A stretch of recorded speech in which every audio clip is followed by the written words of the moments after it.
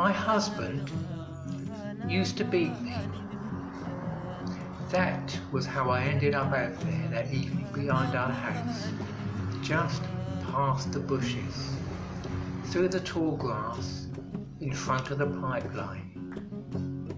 Our small house was the last in the village, practically in the forest itself, so nobody ever saw or heard him beating me. Going out there was the best way to put space between me and him without sending him into further range.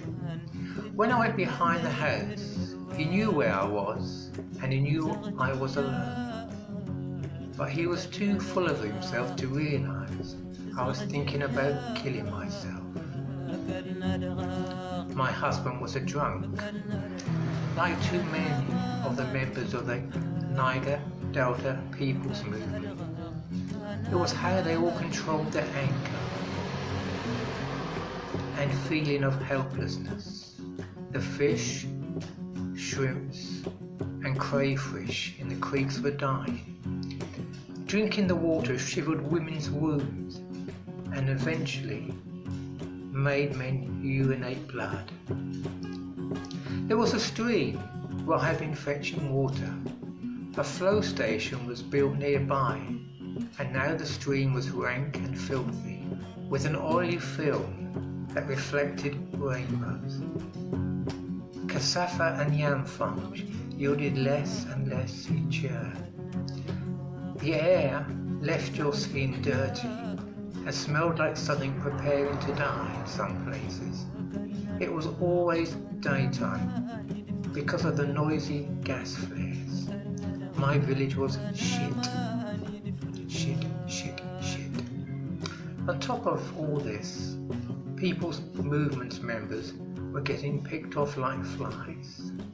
The kill and go had grown bold. They shot People's Movement members in the streets. They ran them over, dragged them into the swamps. You never saw them again. I tried to give my husband some happiness, but after 3 years, my body continued to refuse him children. It's easy to see the root of his frustration and sadness, but pain is pain, and he dealt it to me regularly.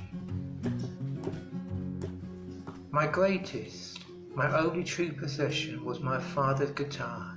It was made of fine polished Abura timber, and it had a lovely tortoise-shell pickguard, excellent handwork. My father said that the timber used to create the guitar came from one of the last timber trees in the delta.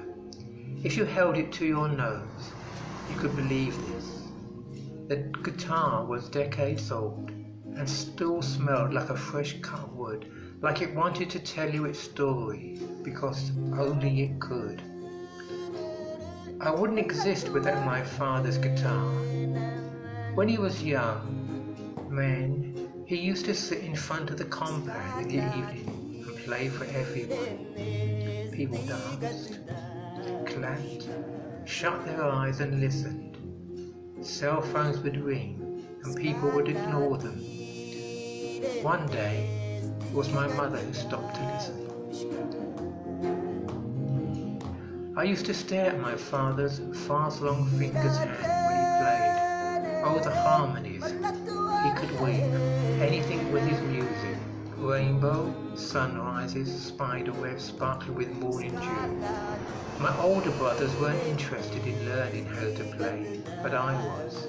So my father taught me everything he knew, and knows my long fingers that grace the string. I'd always been able to hear music, and my fingers moved even faster than my father's. I was good, really good.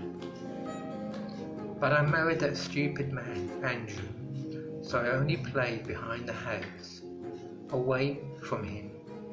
My guitar was my escape.